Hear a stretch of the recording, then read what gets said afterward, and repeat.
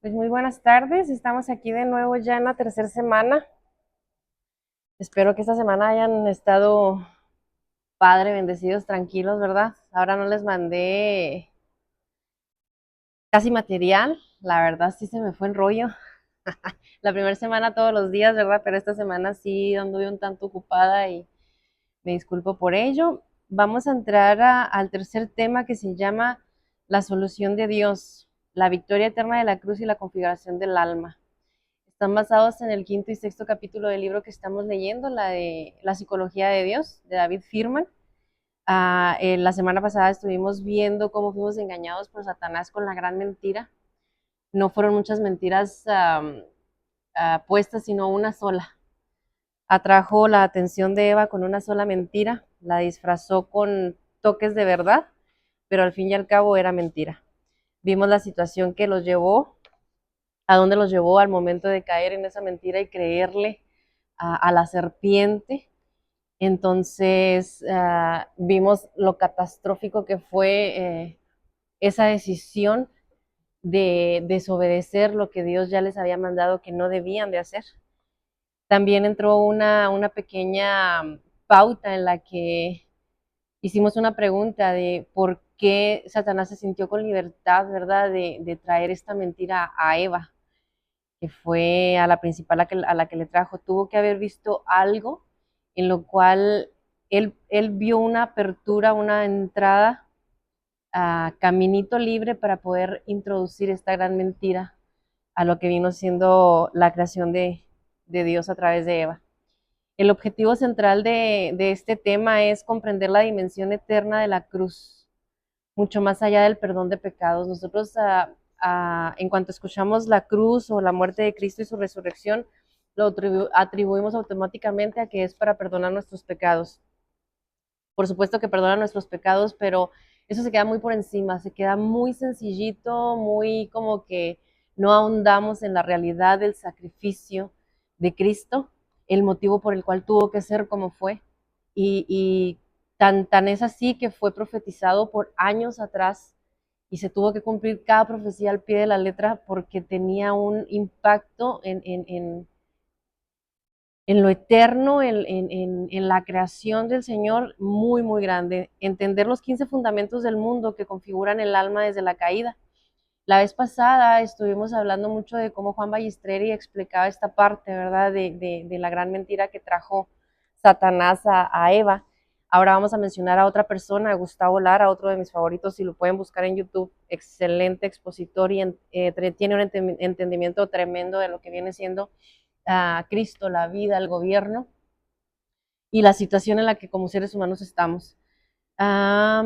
Distinguir materiales eternos, la diferencia entre cuando en la palabra tanto Jesús como los discípulos mencionan el oro y la hojarasca, la diferencia en los materiales eternos comparados con oro, piedras preciosas, plata, etcétera, a lo que es comparado con lo que es aquí en lo temporal, que es lo que es la hojarasca, todo lo que se desvanece hasta con un soplido. Conectar la victoria de la cruz con el proceso cotidiano de maduración del alma. La victoria de la cruz nos impacta diariamente, no es nada más esperar a que mueras para que ya puedas disfrutar e ir al cielo como consecuencia de lo que obtuvimos en la cruz. Es algo que ya se vive desde ahorita, lo mencionamos también la semana pasada. Entonces, pues bienvenidos sean, gracias por estar atentos a los que nos estén viendo en el diferido, porque se va a subir después en el YouTube. Y pues vamos a empezar, vamos a orar. Gracias, Padre, te damos, Señor, porque pues una vez más tú eres más que bueno con nosotros, nos sustentas, nos guardas en la palma de tu mano, Señor, te pertenecemos. Gracias, Señor, porque podemos confiar en que siempre, siempre estamos cuidados y guardados en ti.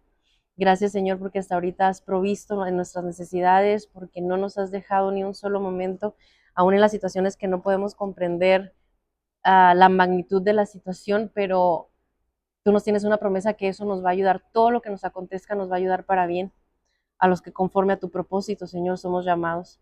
Te adoramos, Señor, te exaltamos. Espíritu Santo, te pedimos que en estos momentos traigas revelación a nuestro entendimiento, traigas tu luz preciosa para que podamos renovar esta mente, Señor, y entender la realidad, Señor, la verdad de lo que tú viniste a traer a nuestras vidas. En el nombre de Cristo Jesús te lo pedimos. Pues vamos a entrar de lleno en la parte. Bueno, hay algo que les quiero compartir. En el resumen de la semana pasada vimos el origen del problema, lo de la mentira. Y de todo lo que vimos la semana pasada, hay una pregunta que me gustaría dejar así como en el aire, o sea, ¿qué les quedó dando vueltas de todo lo que hablamos la semana pasada? Tiene que haber algo que se te quedó en la mente, a lo mejor quizá una palabra, una frase, una pregunta, o algo conforme a lo que viene siendo tu alma. Se me olvidó el micrófono. Tu alma, tu ser, ¿qué te impactó? Necesitamos empezar, yo lo he mencionado, a ser bien intencionales, bien, de verdad ponernos atención y pensar en todo lo que pensamos.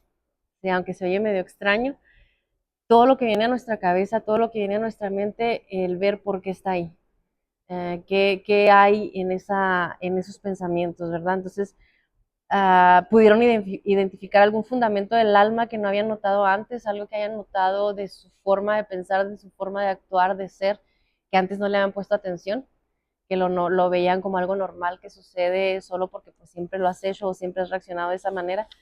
Esa parte sí me gustaría que le pusieran más atención, que lo trajeran todavía masticando en la mente, que le pongan atención a todo lo que está en sus emociones, en sus sentimientos, en sus pensamientos. Y pues vamos a entrar a la parte 1. Se llama La victoria eterna de la cruz.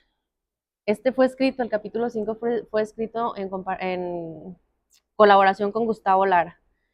Es pastor de David Firman y su punto de partida es revolucionario. Sí viene a ser como un parteaguas, se podría decir. La cruz es infinitamente más grande de lo que la mayoría de los cristianos hemos comprendido. Y es precisamente esa incomprensión la que limita la maduración del alma. El no entender exactamente el sacrificio, por qué tuvo que ser de esa manera, por qué tuvo que acontecer exactamente como aconteció, la profundidad que tomó, porque sabemos que no solo fue que murió y resucitó, sino que también bajó a, a, a los lugares donde la muerte habitaba para arrebatarle las llaves, para vencerla.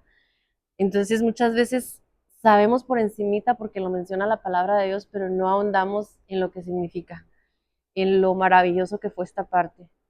Sin el conocimiento del propósito eterno, la cruz básicamente queda encerrada en un contexto de perdón de pecados por su sangre, sanidad, liberación de las tinieblas e irnos al cielo cuando muramos.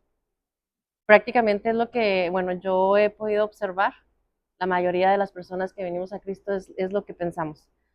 Me limpia de pecado, me sana, me libera de la oscuridad en la que yo vivía y cuando yo me muera me voy a la eternidad con Él, me voy al cielo. Y esto es una gloriosa realidad, aunque es muy básica, es muy superficial. Está bien para empezar en tu camino con el Señor, está bien en lo que empiezas a entender y a renovar tu mente, pero no nos podemos quedar allí. Es peligroso quedarnos allí, porque nos perdemos de muchas verdades, de muchas realidades. Lo que realmente sucedió lo vamos a dividir en 5 partes. La primera parte es que la cruz fue un juicio divino con efectos eternos, no solo temporales. Recordemos que cuando Adán y Eva perdieron la situación, ¿verdad? Se separaron de Dios, que muere el espíritu y quedan bajo la regulación del alma, que pues no podía ser regulada bajo el gobierno del alma. Se empezaron a cometer actos, vaya, delictivos, pues, vamos a ponerlo en el modo judicial, ¿no? Actos que no deberían de cometerse, que estaban prohibidos, que son malos. Dice, no fue solo un sacrificio histórico, fue un juicio cósmico.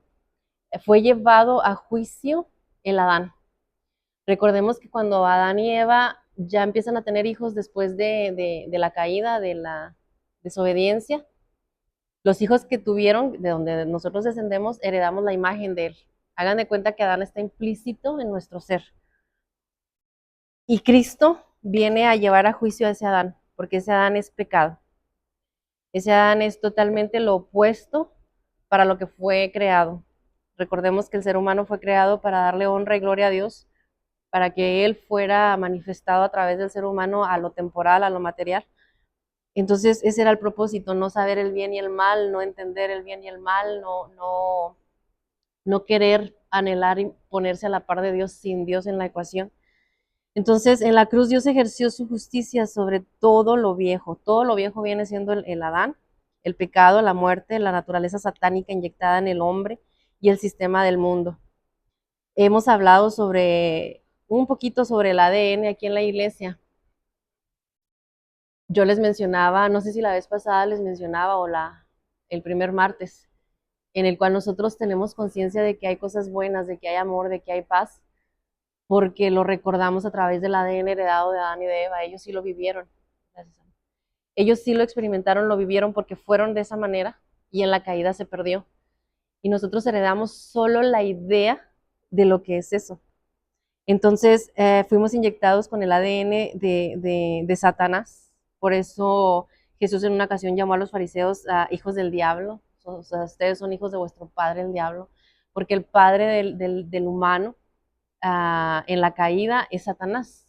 Es padre de toda mentira, de toda oscuridad, de toda maldad. Entonces el juicio que se implementó aquí fue simultáneamente injusto, porque recordemos que Cristo fue crucificado y sentenciado injustamente porque no hizo nada malo, y fue justo porque Dios lo condenó justamente por nuestros pecados.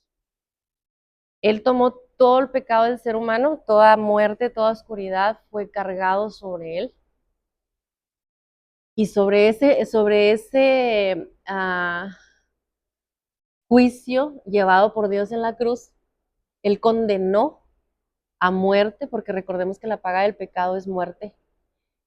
No merecíamos nosotros otra cosa más que la muerte, el exterminio total. Entonces carga sobre Cristo todo el pecado del ser humano, el de antaño hasta el último que vayan a hacer en este mundo, y sobre Él va el juicio de muerte. Por eso Cristo tuvo que morir. Porque si no había muerte, no se iba a pagar, no se iba a poder cobrar ese juicio. Entonces, Dios lo condena por nuestros pecados, es el primer paso. El recorrido que hace Cristo hacia la cruz, podemos ver, fue cansado, fue más allá de lo que un hombre pueda soportar, fue tan golpeado, fue tan lastimado. Él perdió hasta la última gota de su sangre, hasta que salió agua, porque debía pagar la condena por ese pecado. Esa fue la primera parte. La segunda parte, la cruz es la destrucción del imperio de Satanás. Al momento de que Adán y Eva pecan y se desconectan de Dios, Satanás toma gobierno de este mundo, implementa su ADN, implementa su forma de gobierno, por así decirlo. Dice, Satanás no fue aniquilado, sino excluido del universo de Cristo. La palabra griega catargeo, en Hebreo 2:14 mencionada, significa destruir, inutilizar, dejar enteramente inmóvil. La naturaleza satánica que fue inyectada en el hombre en el Edén fue crucificada en el cuerpo de Jesús. Todo el primer Adán terminó en la cruz. Recordemos que en esto que pasa, Satanás tiene poder sobre el ser humano. Puede zarandearlo, puede lastimarlo, puede enfermarlo, puede influir en su vida, porque le pertenece, porque se salió del gobierno de Dios. Entonces, la cruz viene a destruir ese imperio de Satanás para que entre el reino de Dios, el gobierno de Dios, de nuevo. Entonces, esa es la segunda parte que pasa en la cruz. Todo lo del primer Adán terminó en la cruz, por eso ya se llama hombre viejo. La escritura lo menciona, tu hombre viejo, la carne, todo va relacionado a esta parte. El tercer punto es la cruz, es la gran división. Queda plasmado antes y después, aún en la historia, ¿no? Está el antes de Cristo y después de Cristo. Pero más allá de eso, en lo espiritual, en lo que viene siendo lo importante que es en lo espiritual, ya queda dividido. De hecho, en el Antiguo Testamento hay una cita bíblica, no recuerdo quién, ahí la buscan, pero que dice, dichoso aquellos a los que no se les inculpa de pecado. Está hablando de la división que va a ser la cruz del antiguo pacto al nuevo pacto. El nuevo pacto es por gracia, es una nueva vida completamente, se nos traslada de un lado a otro sin más nada, O sea, Cristo hizo posible esta realidad, esta verdad. La cruz divide dos creaciones, la antigua bajo Adán, bajo Satanás, y la nueva en Cristo, dos naturalezas, la carne y el espíritu, dos mundos, el viejo y el nuevo. Nada de la antigua creación puede pasar a la nueva. No es una división entre buenos y malos, sino entre lo que es de la carne y lo que es nacido del espíritu. Es de los que están separados de Dios en todo a los que están unidos a Dios en todo.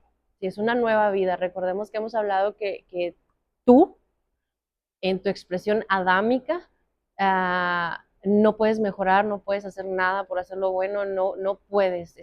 Pablo menciona, en mí está el querer hacer las cosas buenas, pero nunca el hacerlo. Lo puedes planear, lo puedes decir para la próxima lo voy a hacer y reconozco que estoy mal, pero no está en nosotros el hacerlo. Entonces, esa parte es la que viene a ser sentenciada junto con la muerte de Cristo, ¿no? Pero gracias a Dios que nosotros no tenemos que pasar por lo que Él vivió. Y el cuarto punto es, la cruz no cambia mi vida, me cambia de vida, lo que mencionabas ahorita, me traslada, me mueve. La carne queda ya en el lugar donde va a morir, donde va a perecer, y queda lo espiritual. ¿Sí? Esta es una de las frases más poderosas del capítulo. La cruz no mejora al viejo hombre, lo sustituye. Mi vida por la de Él. ¿Y quién es Él? Es Cristo mismo. Lo que murió en la cruz fue el primer Adán en mí, y lo que resucitó fue el nuevo hombre en Cristo. Esta es la razón por la que no se puede mejorar lo que debería morir. Y aquí cabe mencionar que en el inicio, en el Génesis 1 y 2, cuando Adán y Eva son puestas en el huerto del Edén, están dos árboles. Solo uno es prohibido, que es el del conocimiento del bien y del mal, pero también estaba implantado el árbol de la vida. Que si no me equivoco, los eruditos de la teología, como menciona Pizarro a veces, que así les llaman, es Cristo mismo. Pero Adán y Eva no habían comido de ese fruto. Porque cuando comen del fruto del bien y del mal, son sacados precisamente para que no estiren su mano hacia el árbol de la vida y coman de él y que permanecieran en esa parte eternamente, o sea, que Dios ya no pudiera hacer nada y lo tuviera que aniquilar. Entonces, me perdí un rato. Ok, entonces no viene a mejorar al Adán viejo, viene a aniquilarlo. Cuando nosotros mencionamos esta parte en la que cuando tú reconoces a Cristo y que el Espíritu de Dios viene y le das vida a tu espíritu, recordemos que es la vida de Cristo la que viene a ser implantada en nosotros. Ya todo lo que viene siendo en nosotros, en el nuevo hombre, no es ni mi voluntad, ni mis deseos, ni nada por el estilo, nada de la antigua naturaleza, es toda la mente de Cristo, es todo el fruto de Él, su carácter, su forma hasta de hablar, de mirar a las personas, de dirigirse al ser humano. Y lo que muere en la cruz del primer Adán, es el primer Adán, y lo que resucitó fue el nuevo hombre en Cristo, y esta es la razón por la que no se puede mejorar, tiene que ser crucificado. Recordemos que las dos naturalezas persisten en nosotros. En nosotros continúa, mientras estemos en este mundo, continúa la naturaleza de la carne queriendo subsistir. Por quinto, la cruz es la puerta de entrada al propósito eterno. El propósito de Dios siempre fue uno, reunir todas las cosas bajo Cristo como cabeza. Esto está en Efesios 1 y 10. Aquellas personas que siempre se preguntan, ¿cuál es el propósito de Dios para mi vida? ¿Qué es lo que Dios quiere que yo haga? ¿Qué es? A veces confundimos lo que nos toca como compartir o ejercer en el cuerpo, como iglesia, como hijos de Dios, como la novia, como el cuerpo de Cristo, pero el propósito es uno, que todo sea en Cristo y que Él sea manifestado. Recordemos que nos pone la enseñanza de que Él es la cabeza y nosotros somos el cuerpo, y el cuerpo se dedica precisamente a sostener para que se vea la cara de la persona. O sea, el cuerpo no puede funcionar por su lado, de que diga la mano, no, yo me voy a separar y voy a hacer lo que yo tengo que tener un propósito aparte. No tenemos cosas que nos tocan hacer, que son únicas, que solo en nuestro carácter está implantado para poder llevar a cabo el único propósito de Dios, que es mostrarlo a Él.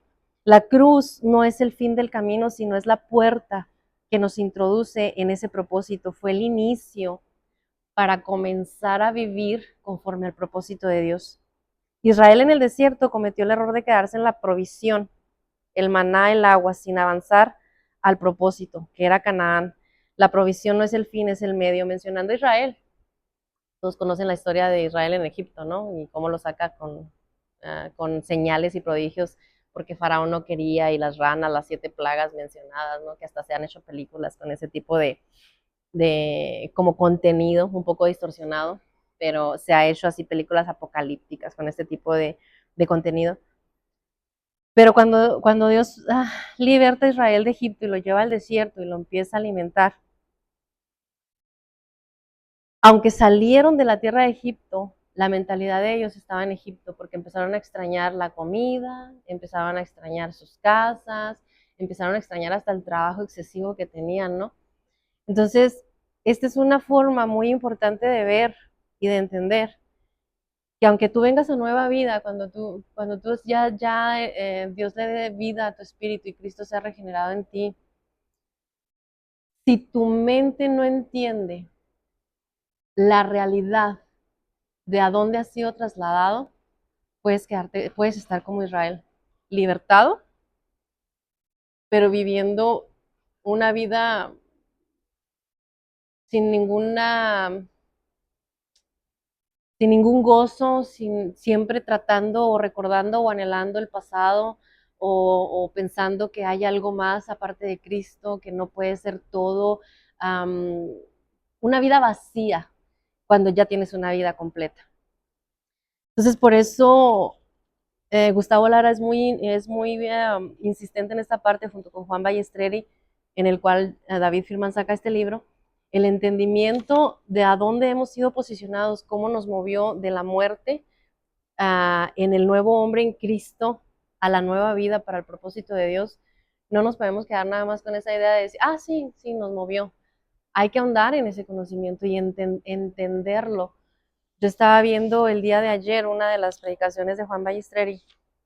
Más que nada era enseñanza, porque es en una escuela, no es tanto predicación, en el que esta parte que a nosotros nos corresponde, donde ya entra la fe, donde ya entra la intención en oración, es empezar a entender que no podemos estar viendo las cosas de Dios desde la tierra hacia el cielo, o sea, desde nuestra capacidad o desde la temporalidad o desde lo que vemos hacia arriba, con la esperanza de que Él va a hacer algo, de que cuando yo muera me va a llevar, de que con esa expectativa de que tarde o temprano Él me va a llevar en otra parte que no sea en esta, no se va a manifestar totalmente. Entonces, tenemos el momento de hablar de fe y de espiritualidad, es cambiar ese chip de mente y entender que desde ahorita podemos ver lo temporal desde el cielo, que es muy diferente. ¿Sí? No es lo mismo ver el cielo y lo espiritual desde la tierra, volteando como algo lejano, si no es igual a empezar a entender que tienes que verlo desde arriba, lo temporal. Cambia la perspectiva de todo lo que está a tu alrededor. Empiezas a entender que lo que está aquí realmente no es lo importante, no es lo que vale la pena, por lo cual lo que vale la pena poner tu atención. Igual no satanizamos nada, lo mencionábamos ahí en la radio. Si tienes cosas, disfrútalas. Si puedes ir de vacaciones, disfruta el fruto de tu trabajo, reuniones con amigos, pero todo tenemos que empezar con esa mentalidad de verlo, no de la tierra al cielo, sino del cielo a la tierra. Desde lo espiritual, mirar lo temporal. Y se oye como que medio fácil, pero es bien complicado porque ahonda muchísimo en el conocimiento de Cristo. Israel, aquí menciona, Israel fue redimido de Egipto, pero muchos murieron en el desierto. De hecho, la mayoría murió en el desierto. Aún Moisés no entró a la tierra conocida, a la tierra prometida, perdón. Creo que fueron dos, Josué y no sé quién más. Y no porque no hayan recibido la provisión de Dios, ellos también fueron alimentados por maná, que maná representaba a Cristo, la agua, la columna de fuego, fueron protegidos, sino porque sus corazones quedaron fijos en la provisión, en lo que tenían antaño, y nunca su visualización o su entendimiento fue hacia el futuro de lo que Dios ya les había prometido. De hecho, cuando van a tomar la tierra prometida, que es cuando ya el Señor dice, aquí ya no entra ni uno más que estos dos, si no me equivoco, si son más me dicen, pero tengo entendido que eran dos, fue porque Dios les prometió la tierra, lo que tenían que hacer, pero como no le creyeron, mandaron espías a inspeccionar para ver si es cierto que lo que Dios decía era verdad. Entonces, eso es mirar el cielo desde aquí, desde la tierra, desde tu limitación, desde tu falta de entendimiento, en el Adán y no en tu nueva naturaleza. Entonces, lo mismo ocurre con muchos creyentes, reciben perdón, reciben sanidad, liberación, bendición, pero ahí se quedan, como si la muerte de Cristo hubiera sido solo para esa parte. Y el Evangelio los invita a un propósito, no a que obtengas algo como beneficio, sino a que tu vida tenga propósito. No solo es una salida, es que tengas una vida con propósito. Una pregunta para reflexionar es, ¿en tu vida cristiana estás viviendo en la provisión, en lo que sucede a tu alrededor, o estás avanzando conforme al propósito de Dios? Porque esa es una gran diferencia entre el desierto y Canaán, ¿verdad? Hablando de los israelitas. Si les queda dudas en esta parte, manden preguntas en el grupo, porque ya vamos a entrar a la parte 2. Los fundamentos del mundo que configuran el alma. Aquí entra el hijo de Juan, Abel Ballistreri. Hay 15 fundamentos mencionados por ellos, en los cuales ellos ven que el alma está configurada. Abel Ballistreri desarrolla uno de los aportes más sistemáticos en el libro.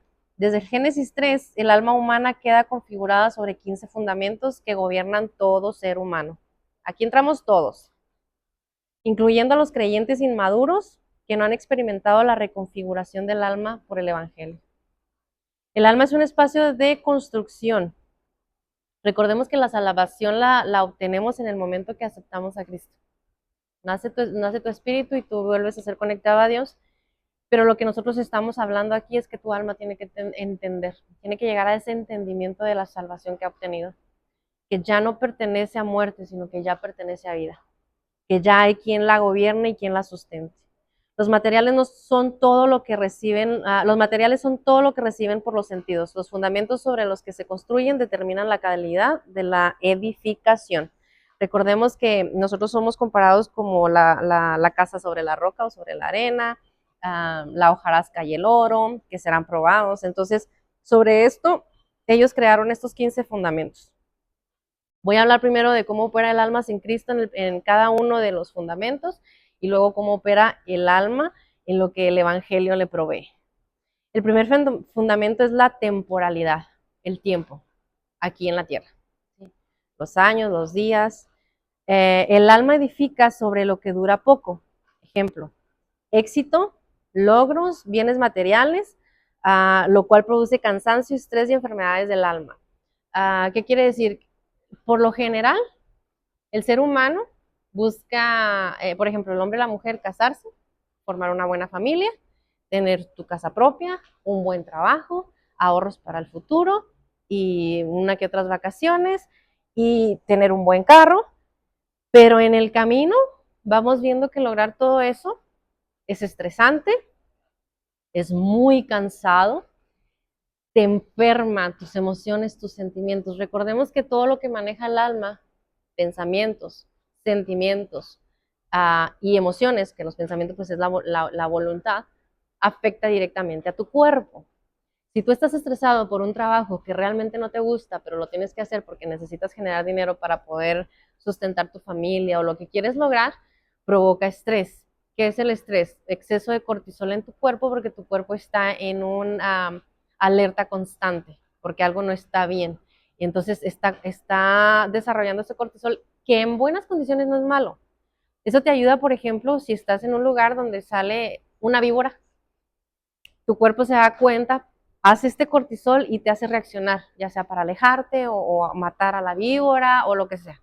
En una donde te quieran robar, también te permite reaccionar. En un accidente que tienes que ayudar, te permite reaccionar. Hay gente que ha podido levantar carros para sacar ya sea un hijo, una pareja, un familiar, esto es obra del cortisol. Entonces no es malo.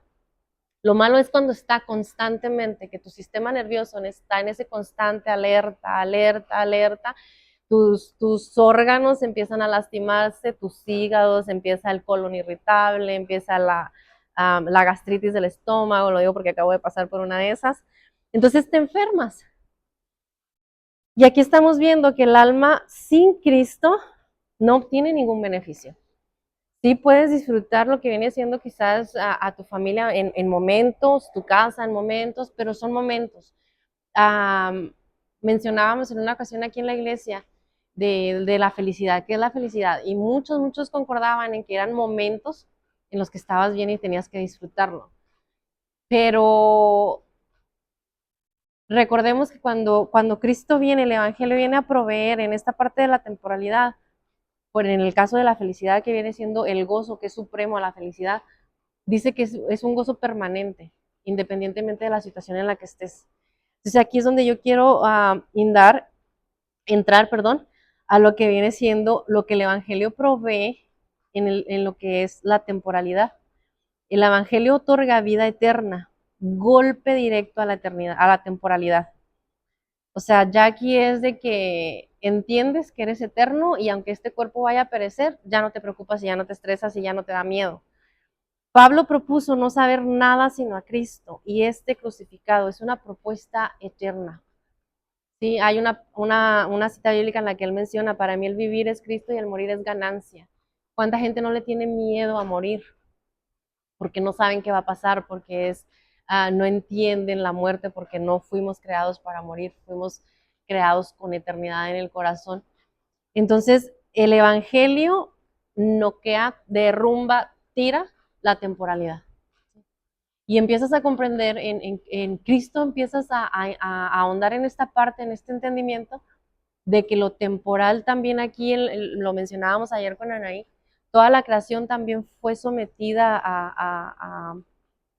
se me olvida la bendita palabra, ¿verdad?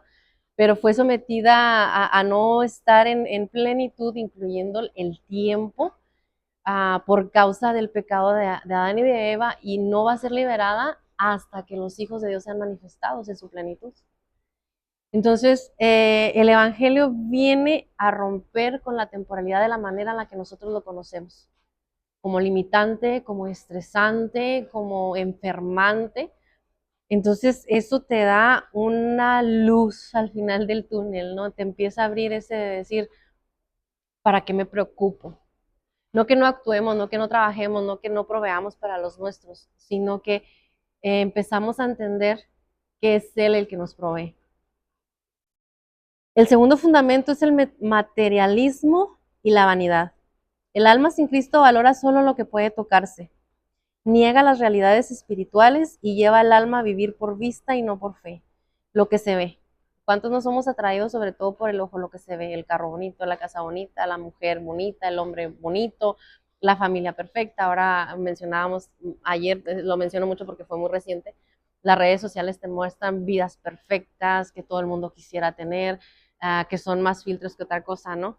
Entonces, el materialismo y la vanidad en el alma sin Cristo se obsesiona con lo que se ve y no le da importancia a lo que no se ve, sentimientos, emociones, y ya no hablemos de lo espiritual, porque aparte de que lo targiversa, porque es algo que no entiende, lo pone como algo que no vale la pena ni siquiera mencionar. En cuestión del Evangelio, en esta misma parte, le revela al alma el valor de lo eterno. El fin de todo es Cristo y las riquezas espirituales pasan a ser las verdades prioridades. Cuando tú vienes a conocer al Señor, cuando ya entras en esta dinámica en esta verdad, empiezas a comprender que lo que vale la pena es lo eterno y a entender que lo de aquí es lo que no vale la pena, lo que se ve. Dice que hagamos, ¿cómo se dice? Tesoros en los cielos, que no acumulemos tesoros aquí en lo que se ve, porque es más importante lo espiritual que lo que se ve en esta temporalidad mencionada. ¿Sí? Le empiezas a dar realmente valor, el espíritu le da valor al alma en lo que es verdaderamente valioso. perdón, que viene siendo lo espiritual, lo eterno, lo que no caduca, lo que no se echa a perder, lo que no puedes perder. El tercer fundamento es el humanismo. El alma sin Cristo ve al hombre, dice, el hombre edifica siendo él mismo el centro y fin de toda acción. Todo lo que no produce beneficio al hombre carece de sentido. Ese es el humanismo. El hombre centrado en el hombre. Lo que yo deseo, lo que yo quiero, lo que yo anhelo, cómo yo me quiero sentir, cómo yo quiero fluir, cómo yo quiero hacerme notar. Todo es conforme a él. Eso es el humanismo en el alma sin Cristo. A través del Evangelio nos muestra que no podemos ser humanistas. Su fin se consuma en Dios y no en el hombre. El centro es Dios. Quita al hombre del centro y lo pone en el propósito eterno de Dios. Recordemos que Dios no viene a involucrarse en tu vida para que mejore tu vida. Dios viene a gobernar, trasladarte a su vida para que seas gobernado por Él, que no es lo mismo. O sea, Dios no está, su propósito y su interés no es mejorar tu persona, no es que lo pongas primero. Eso de ponerlo primero es porque hay otros lugares. Él es el todo. Hay una cita bíblica que dice, todo fue hecho en Él, todo fue hecho por Él y todo fue hecho para Él. En lo espiritual es Dios y de ahí ya se deriva lo demás, pero es Él el centro, es Él lo que importa, es todo gira, todo es en Él, por Él y para Él, todo es para su gloria, todo es para su honra. Quita al ser humano de en medio. Recordemos que cuando Adán y Eva fueron tentados por la mentira de Satanás, la gran mentira fue esa, ser como Dios sin Dios en la ecuación. Fue el anhelo de Satanás. Llegar a ser como Dios, pero sin Dios en la ecuación. Y recordemos que somos creación. No podemos ser más que el creador.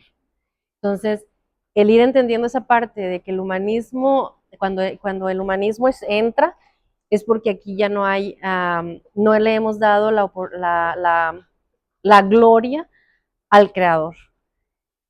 El cuarto fundamento es temor y miedos. Es la primera emoción registrada tras la caída. Lo primero que sintieron Adán y Eva fue miedo. Gobierna el alma, produce esclavitud y muerte cuando viene al mundo. ¿Quién no ha sentido miedo en alguna ocasión? Yo he mencionado en otras ocasiones, ya sea en la radio o cuando me ha tocado compartir, que yo desde que tengo uso de razón, hasta hace, pues cuando cumplí los 40, entre los 39 y 40 años, más o menos, yo le tenía mucho miedo a irme a dormir. Miedo, yo no podía dormir con las luces apagadas. Para mí era un terror. Menguó un poco cuando yo vine al conocimiento de Cristo, sí menguó, pero igual, había un miedo, era un miedo horrible, yo tenía pesadillas, yo tenía eso que te dicen parálisis del sueño, yo sentía horrible cuando me iba a dormir, yo me dormía porque me ganaba el sueño. Después ya entendí el motivo y precisamente Dios fue el que me lo mostró, porque el temor y el miedo que te invaden de esa manera no es de Él, es precisamente lo que viene como consecuencia de estar separado de Él. Y aunque vengas a Él, como en el caso mío, porque yo conocí a Cristo como en mis 20, 21 años, tristemente o no sé cómo expresarlo, pero no tuve quien me enseñara todo esto desde un inicio. Yo le digo al Señor, ay Padre, me hubieras enseñado desde un inicio. Pero bueno, sus tiempos son perfectos. Entonces, me permitió entender que el temor y el miedo era que aunque yo ya estaba con Él, mi alma no estaba entendiendo que yo ya le pertenecía y que yo ya podía ser gobernada y calmada, inundada de su presencia y el gobierno del Espíritu Santo en el cual Él echa fuera todo temor y todo miedo. No vuelve. Cuando el Señor me liberó de esta parte, que me mostró de dónde venía para poder entregárselo y yo tuve un sueño en el cual le platicaba yo a Lulú, creo, que tuve mi victoria en esas pesadillas, Dios me lo mostró donde Él derriba y hay luz y yo puedo entrar a ese lugar en el cual en mis sueños me daba un pavor y jamás volví a tener miedo, yo me puedo levantar a oscuras, mi esposo es testigo, yo me puedo levantar a oscuras, ir al baño y regresarme, me tropiezo porque no veo del todo, pero ya no me causa ese miedo, ya no es ese miedo a que alguien va a venir, a que algo me va a agarrar, ese monstruo debajo de la cama, que así lo manifestaba yo ese miedo. Entonces, eso es algo que opera en el alma sin el conocimiento de Cristo o totalmente sin Cristo. En cambio, en el Evangelio, revela la vida indestructible en el espíritu. Nada te puede destruir cuando estás en el espíritu. Me perdí. Dice, libra del temor a la muerte y de todo miedo que gobierna tu vida. El amor perfecto echa fuera todo el temor. Cristo viene y quita todo ese miedo porque tú ya sabes en quién puedes confiar. Tú ya sabes quién tiene las riendas de tu vida. Tú ya sabes quién te indica por dónde caminar, quién te indica el final, aunque a veces todavía nuestra falta de entendimiento, porque estamos en ese proceso, no sabemos cómo vamos a morir físicamente para pasar ya a que se complete, que lleguemos a esa plenitud de cuerpo, alma y espíritu completitos ya como debemos de ser para poder vivir en la eternidad completamente, pero ya no está el miedo en el que dices, híjole, cuando me muera, ¿qué vaya a pasar? ¿O qué va a hacer? O quizás pueda hacer aquello. Tienes la certeza de, de que va a ser bueno lo que viene después de que este cuerpo perezca. Y no solo bueno, va a ser excelente, porque ya viene la perfección a la cual fuiste llamada en el propósito de Dios. Entonces, se va, se va todo ese temor y ese miedo que en el alma sin Cristo opera, y todos. Tú puedes ver en el mundo y no hay una persona que no sienta el miedo, que no sienta miedo a algo, a alguien, a la muerte o a alguna situación. El quinto fundamento es la escasez. No sé si recuerdan, ¿verdad? Adán y Eva, cuando fueron formados, estaban súper provistos de todo, de alimento, no había con que pasaban frío o calor o hambre o que les faltara algo, estaban provistos de todo. Cuando pasa que se quedan sin el espíritu, empieza el gobierno del corazón determinado por el valor de las cosas. Produce codicia, competencia y falta de generosidad. Aunque haya mucho, porque este mundo es vasto para suplir las necesidades de cada ser humano. ¿Cuántos no conocemos de esos super mega millonarios que tienen, yo creo que para vivir sin trabajar como 6, 7 vidas de la temporalidad en la que estamos, y yo creo que les sobra dinero? Y vemos lo contrario, gente que no tiene ni para sus 3 comidas al día. Esa desproporción de escasez por el abarcar más de lo que te corresponde, por ese deseo de competir contra el otro porque tú quieres ser mejor, tener más, obtener o lo que tú quieras, es provista precisamente por el alma sin Cristo. Lo que el Evangelio provee, lo que la cruz de Cristo proveyó, es revelar las abundancias espirituales otorgadas en Cristo. Plantado en la gracia, los recursos dejan de gobernar el interior. Hay una cita bíblica que me encanta, hay muchas si se fijan, pero no me las sé de memoria, que dice que nosotros ya fuimos llenados con toda bendición espiritual, allá en las áreas celestiales, más estoy parafraseando. Nosotros realmente estamos completos en toda bendición. Y aunque aquí en lo temporal a veces podamos decir, híjoles, que yo quisiera, me falta otro carro, tener algún ahorro, quisiera tener más ropa o este tipo de comida. Hay una promesa que Él nos hizo, que Él va a proveer todas nuestras necesidades, la añadidura mentada, ¿no? Que pongas los ojos en el cielo y Él aquí te va a añadir todo lo que necesites. Y a veces nosotros pensamos que la añadidura o la provisión de Dios tiene que venir de cierto modo.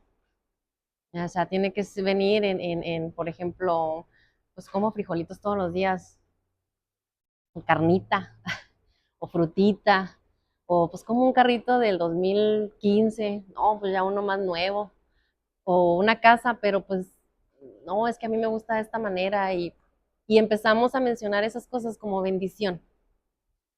Y esa no es la bendición de Dios, esa es provisión, eso es, aquí en lo temporal Él te va a proveer lo necesario.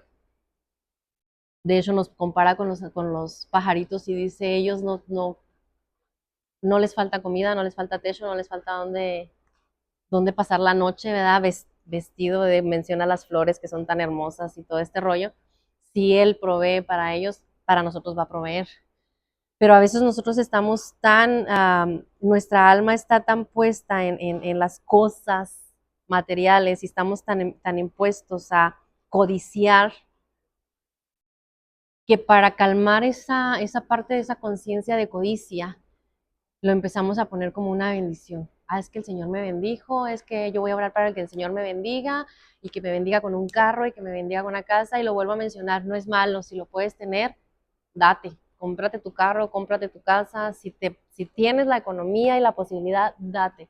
Pero ¿cuánta gente no hay que se endeuda porque viene la bendición, están esperando la bendición de Dios, ¿verdad? Y después de estar pagando un carro tan caro, una casa que no puedes, empieza toda esta, lo que ya mencionamos en el humanismo, estrés, enfermedades, y después ahí andamos lamentándonos y dicen, Señor, sáname, porque nos metemos en situaciones confundiendo a lo que yo deseo, lo que yo anhelo en el alma sin Él, a lo que Él ya me proveyó en Él.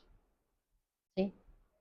Pablo menciona una de las frases más preciosas, donde él lo mencionaba Ismael el domingo, que él, creo que el domingo, donde él decía, yo sé vivir en la pobreza y sé vivir en la riqueza. O sea, nada le cambia a su forma de buscar a Dios, de entrar en este entendimiento y conocimiento de Cristo, ni lo material, ni lo menos, ni lo, es más, él era un erudito de lo que viene siendo la palabra. O sea, si alguien sabía cosas de lo que viene siendo el Antiguo Testamento, la ley, todo este rollo, era él. Fue estudioso a los pies de Gamaliel, un gran, no sé, sacerdote erudita, no sé qué.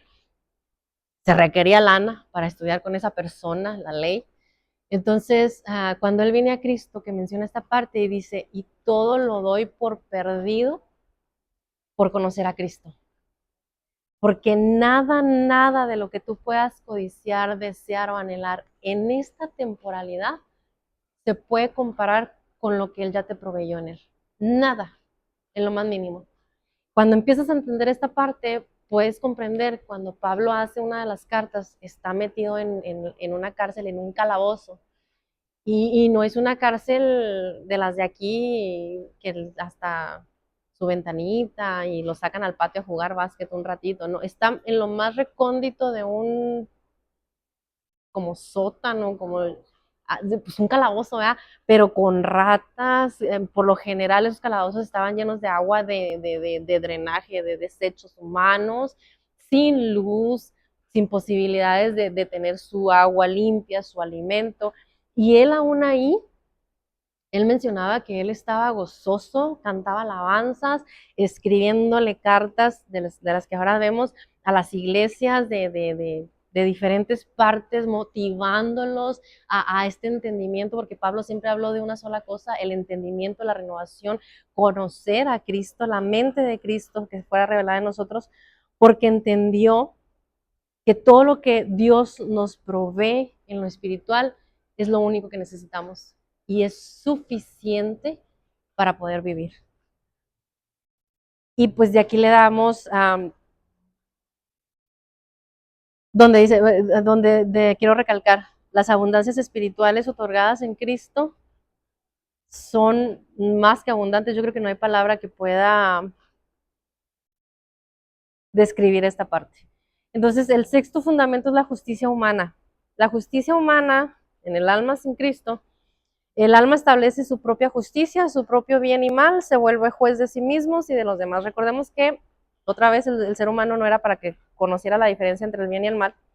Cuando viene a esta parte de entender el bien y el mal, que se vuelve el mal para poder comprender el bien, hace sus propias leyes. De hecho, mencionábamos, yo con Cristi en la mañana estaba mencionando que antes de que se estableciera la ley, el mundo estaba desbocado, cuando lo de la Torre de Babel, cuando los días de Noé, y el ser humano todavía no estaba en ese entendimiento un poco más pleno de lo que era la maldad y de lo que era la diferencia en sí, del plasmar el pecado.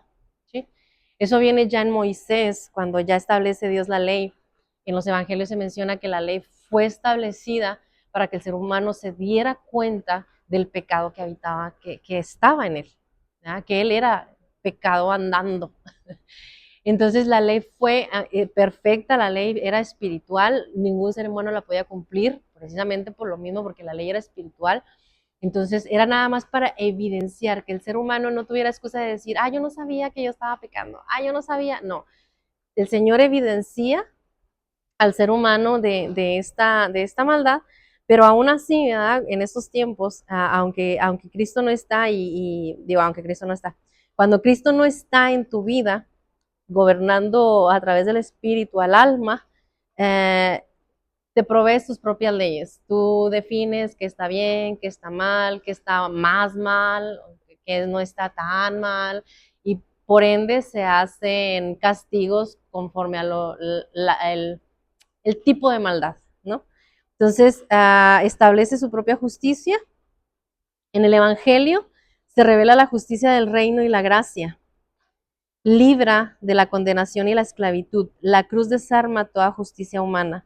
Y recordemos, aparte de que desarma toda justicia humana, ¿verdad? Y que nos viene a liberar de, de lo que nos correspondía como muerte, como juicio, uh, nos hace entender esa parte de que la justicia del reino es perfecta, ¿sí? ¿Cuánta gente no menciona de que, es que yo no soy tan malo y si un violador se arrepiente, ¿a poco Dios lo va a perdonar? Y si un asesino serial se arrepiente, ¿a poco Dios lo va a perdonar? Porque nosotros limitamos la justicia del reino, la justicia de Dios, con el entendimiento de justicia que nosotros tenemos. Y la justicia que Dios provee es perfecta, es inefable, vaya, pues no hay otra palabra, es excelente, ¿no? Y en nuestro entendimiento, sin el Espíritu, no podemos comprender la justicia de Dios sobre una persona que nosotros consideramos más mala. Entonces, si yo no soy tan malo, porque a mí entonces no me va bien o no salen las cosas como yo quiero? Y tergiversamos, ¿verdad? Y le echamos la culpa a Dios, cuando realmente ante los ojos de Dios todos somos de la misma magnitud de maldad, la misma magnitud de maldad. Y su justicia era que teníamos que morir en el juicio, en el juicio de Dios para el pecador. Para el pecado es muerte, era muerte. Y por eso fue necesaria, tan necesaria, la muerte de Cristo en la cruz, ¿verdad? Porque suplía esa necesidad de justicia, de que se cumpliera el dictamen sobre lo que era el pecado, que era muerte. Entonces desmantela toda la justicia que nosotros podamos haber imaginado o que esté implantada en el ser humano en adámico. Realmente se queda sin bases ante la justicia del reino. El séptimo fundamento es la dependencia emocional. El alma se vuelve esclava de emociones, opiniones y reconocimiento humano. Defiende lo que debería despojarse. Nos aferramos a lo que sentimos, a lo que pensamos, nos aferramos a que tenemos que lograr caerle bien a las personas o a cierto grupo, a que me admitan en cierto lugar, y eso nos hace dependientes emocionales, lo cual hemos visto que hace muchísimo daño. En lo que viene siendo el Evangelio, lo que provee es hacer que el creyente dependa de Dios, no de lo que estás sintiendo, no de lo que estás viendo en lo temporal, sino depender de Dios. Eso libera de toda dependencia humana y carnal y ancla tu identidad en el amor de Cristo. Me encanta cuando se menciona esta parte en la Biblia donde dice que nos podrá separar del amor de Dios, ni los principados, ni los potestades, ni aquí, ni ahí, y hace una lista donde nada de lo creado nos puede separar del amor de Dios. Entonces, la dependencia, nuestra dependencia emocional, nuestros sentimientos deben depender totalmente del gobierno del Espíritu, porque el Espíritu se preocupa por tener tus emociones en perfecto estado. Que no tengas estos subidones de dependencia, de estrés, de emociones fuera de control. Ese es el trabajo del Espíritu Santo, del Espíritu en nosotros, gobernar al alma. Recordemos que el alma es muy poderosa y por sí misma no fue hecha para poder gobernarse. El octavo fundamento es las apariencias. El alma sin Cristo prioriza lo visible, la opinión de los demás por encima de la esencia interna, simulación, fingimiento. Ahorita mencionábamos lo de las redes sociales. Hoy en día está aparentar que eres excelente, aparentar que tienes una vida de ensueño, aparentar que tienes el negocio de tus sueños, en la salud. Hablábamos ayer con Anaí, aún en la salud, en el ejercicio. A nosotros, a mi esposo y a mí nos gusta mucho ir al gimnasio, comer de lo mejor que se pueda. lo más saludable posible, pero esto también ya está tan tergiversado en apariencia, ha entrado tanto esta parte de la testosterona, hormonas, todo ese rollo para acelerar que se vea algo saludable por fuera, pero por dentro todo se está echando a perder. Esto es lo que es una apariencia, es una careta de aparentar algo que está bien, que está excelente, que va por el buen camino, pero el fondo y la realidad es muerte y devastación. Una de las mayores caretas las menciona Cristo, la señala al momento de decirle a los fariseos tumbas blanqueadas, ¿no? Bien bonitas por fuera, pero por dentro ¿qué hay? Pura muerte. ¿Sí? Entonces, Cristo viene a través del Evangelio, a través de la cruz, presenta la nueva realidad, la nueva verdad en Cristo lleva a verse a ti mismo, te lleva a ver en Él. Ay, gracias.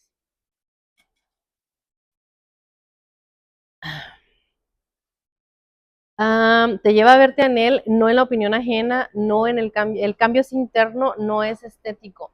Y aunque afecta en lo físico, porque sí afecta, recordemos que cuando el espíritu está gobernando bien el alma, el cuerpo lo va a revelar, pero inicia adentro. O sea, no puedes aparentar algo, en Cristo no, en lo espiritual no puedes aparentar, puedes imitar, pero sí se llega a ver, sí se llega a ver. Hubo un caso en el Nuevo Testamento cuando Pablo y los discípulos estaban en todo su esplendor en esto de cuando ya Cristo partió y que se les fue repartido el Espíritu Santo, que aún caminaban y la sombra de Pedro sanaba gente y Pablo decía levántate y así milagros, sacaban demonios solo con decir salte de ahí, no perteneces. Y había gente que lo hacía y en una de esas van a sacar a un demonio, este tipo de personas que aparentaban con palabras y el demonio les contesta, o sea, a Pablo lo conozco y a Pedro también, ¿y tú quién eres? Y lo zarandearon, lo golpearon, lo dejaron hecho garras a esa persona, ¿ves? Sí se puede tratar de aparentar también en Cristo, pero no permanece, no permanece, las apariencias espirituales salen a la luz. Entonces empieza en lo interior, empiezan a entender quién eres en Él, la realidad de verte a través de Él y se puede ver en lo externo. El noveno fundamento es la meritocracia. Esa nos encanta. Las posiciones y bendiciones se ganan por merecimiento personal, produce orgullo o desesperanza. Esos son los casos más, lo que podemos ver así más claro son las religiones, las diferentes religiones, la que le quieras poner el dedo, la que quieras mencionar. En todas las religiones tienes que hacer algo para merecer algo. En unas tienes que hacer algo para en otra vida renacer en otra cosa, en otros tienes que hacer algo para poder ir allá con Dios. Siempre tienes que hacer algo, esa es la meritocracia. Cuando Cristo viene y trae el Evangelio, lo que provee es una cruz que destruye esa meritocracia, porque tú no puedes lograr nada por tus fuerzas, nada. Todo comienza con los méritos de Cristo y la gracia de Dios es el punto de partida en todo. Es Él el que hizo todo. Es Él el que llevó a juicio ese pecado, lo atribuyó en Él para que se cumpliera la muerte porque era necesario morir y para que se pudiera, para podernos liberar de ese juicio ya establecido. Es algo que ya estaba. Entonces, tú no te puedes ganar eso, no te puedes ganar absolutamente, tú no puedes ganarte el favor de Dios, tú no puedes ganarte la bendición de Dios, tú no puedes ganarte la sanidad de Dios, no puedes hacer absolutamente nada que le agrade a Dios. En el Antiguo Testamento hay una cita bíblica que tus mejores obras son como trapos de inmundicia delante de Dios. Los trapos de inmundicia eran esos retazos de tela que usaba la mujer en sus días, porque no había toallas femeninas y esos ya tenían una ley en la que cuando ya la usaba la mujer se tenía que salir y enterrar y porque ya no eran inmundos, o sea, era pura suciedad. Entonces, como esos trapitos son las mejores obras que tú puedas hacer delante de Dios para ganarte su favor. Nada puedes hacer. Todo es a través de Cristo. El décimo, yo creo que no voy a terminar, me voy a quedar en la parte 3. Nada más voy a terminar los 15 fundamentos, porque sí está bastante largo. Son los apetitos y los placeres. En la carne, en el Adán, El pensamiento produce emoción y la emoción busca placer. Todo nace en la mente. El alma se vuelve adicta a repetir sensaciones de bienestar. Es un ciclito. Empieza un pensamiento de algún deseo, de alguna necesidad, algo para cubrir. Se lleva a la emoción, el alma se emociona y busca satisfacer eso que vino a la mente, a ese pensamiento que vino. Porque recordemos que el alma siente el placer a través del cuerpo, ¿sí? Entonces es un círculo. Entonces somos, sin Cristo, ese círculo no se rompe. Lo puedes intentar, pero no se rompe. Ya con Cristo Él nos libera de la búsqueda del placer carnal. Los apetitos y los deseos operan ahora para la gloria del Padre y la satisfacción del Espíritu. Es donde entra el deseo del alma, se va directamente al deseo del Espíritu. Ya no es lo que yo deseo, ya es lo que Él desea. Vuelve el orden. Lo que el Espíritu desea, lo lleva al alma, a tus pensamientos, a tus emociones, a tus sentimientos, y entonces el cuerpo busca realizar lo que el Espíritu está diciendo. Es el orden que debe ser. No es lo que desea tu alma, no es los pensamientos que tú quieres, no es esa satisfacción, porque eso te va a hundir, te va a hacer sentir más insatisfecho, en búsqueda de siempre más y nunca vas a ser satisfecho. Entonces, cuando vuelves a esta realidad de que es lo que el Espíritu desea, su anhelo, sus deseos, su voluntad, implantados en tu alma, en tu esencia, el cuerpo lo va a manifestar. Y vas a sentir esa satisfacción, esa plenitud, todo lo bueno que puedas ni siquiera imaginar. La otra parte, el otro fundamento es el 11, es la enemistad. El alma sin Cristo es una plataforma que sostiene al mundo sin Dios, mantiene al hombre contenido en un sistema de vida separado de su creador. O sea, lo aísla, lo hace sentir solo. Adán y Eva se escondieron de su creador y se sintieron perdidos completamente. Puso enemistad entre Dios y el hombre. Y la única salida provista en los evangelios, en lo que vino a ser Cristo, es la única salida del sistema de enemistad, provee reconciliación con Dios y el ministerio de la reconciliación para con otros. Cuando Cristo viene a traer la cruz, a cumplir con esa parte, provee esta parte de volverte a amistar con Él, de volver a poder, dice, hay una parte cuando menciona que ya Cristo muere en la cruz, que ya le sale el agua del costado, que se parte la tierra y que parte el templo en dos y el velo se rasga del lugar santísimo del templo. Es simbólico porque cuando el templo fue realizado en los años de David, de Salomón, el lugar santísimo era el lugar en el que estaba la presencia de Dios en su totalidad y solamente el sacerdote podía entrar y tenía que hacer una serie de rituales y seguir una serie de pasos que si uno no cumplía, ahí quedaba muerto. De hecho, le ataban una soga y si se tardaba mucho, pues ya lo jalaban porque resultaba que se había morido, se había muerto, porque la presencia de Dios es santa y es perfecta. Entonces, cuando rasga, nos hace la señal de que nosotros ya tenemos entrada delante del trono para alcanzar misericordia, dice. Nosotros podemos ya ir directamente a Dios, hablar con Él, pedir perdón, pedirle misericordia y volver a establecer esa relación con Él. La sabiduría humana es el 12º fundamento. Intento de vivir sin el Creador, ignorando lo espiritual, le permite al hombre sentir que dirige su destino, sentir que sabe algo cuando realmente somos necios. ¿Quién ha leído los proverbios? Y te pone el hombre necio, el hombre sabio, el hombre necio, el hombre sabio. El hombre sabio siempre es alguien al cual glorifica y le da la gloria y la primordialidad a Dios. El necio es el que no quiere saber nada de Dios. El Evangelio nos trae a entender que es una ofensa directa a la sabiduría humana, ¿sí? La expone como necedad, lo que les mencionaba, y que solo por gracia se puede entender la cruz. La sabiduría proviene de Dios. La sabiduría humana es necedad completamente. Por eso no se pueden poner de acuerdo en muchas cosas los sabios eruditos de este mundo, sobre todo los que no creen en Dios. y a veces te dan explicaciones tan absurdas que dices, lo analizas y dices, no puede ser que crean más en eso que lo evidente. Y lo pueden ver, hay libros y hay un chorro de cosas así. El número 13 es los parámetros del éxito del mundo. El alma se alimenta de impacto social, fama, poder, acumulación, hazañas, define el valor de la vida por los que otros reconocen. Entre más tengas, entre más poder, pues más te reconocen como una persona exitosa, una persona que sobresale y te van a respetar, ¿verdad? Por ese éxito dentro de aquí. Pero es falsa, es algo que no impacta realmente en lo espiritual y no impacta en lo eterno. En cambio, cuando ya es en Cristo, a través de la cruz, establece nuevas metas, el protagonismo desaparece, ya no eres tú el que tiene que sobresalir. Para que Dios reciba toda la gloria, el éxito es que Cristo sea expresado.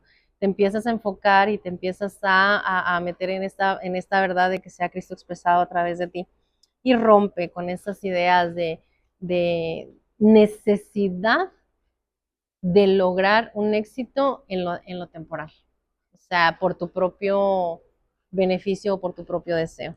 Pierde ese interés, realmente ya no tiene validez porque buscas realmente lo eterno.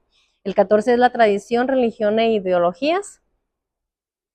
Yo digo que no hay un ser humano que no tenga alguna tradición, alguna religión o una ideología. Son sistemas de creencias y prácticas que sustituyen la vida real de Cristo por reglas simbólicos, símbolos y dogmas. Si estudias la historia del ser humano y hasta el día de hoy, ah, toda búsqueda del ser humano es siempre que haya algo supremo, siempre. Y lo sustituyen con cosas que ellos puedan ver. Lo pudimos ver en el pueblo de Israel, cuando Moisés se va a hablar con Dios y para ellos tardó en bajar.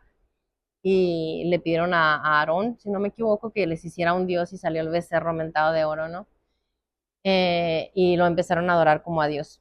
Entonces el ser humano siempre va a buscar a un ser supremo al cual adorar, al cual rendirle cuentas, en el cual echar cargas o creencias o así. Pero sin Cristo siempre va a ser así, o sea, una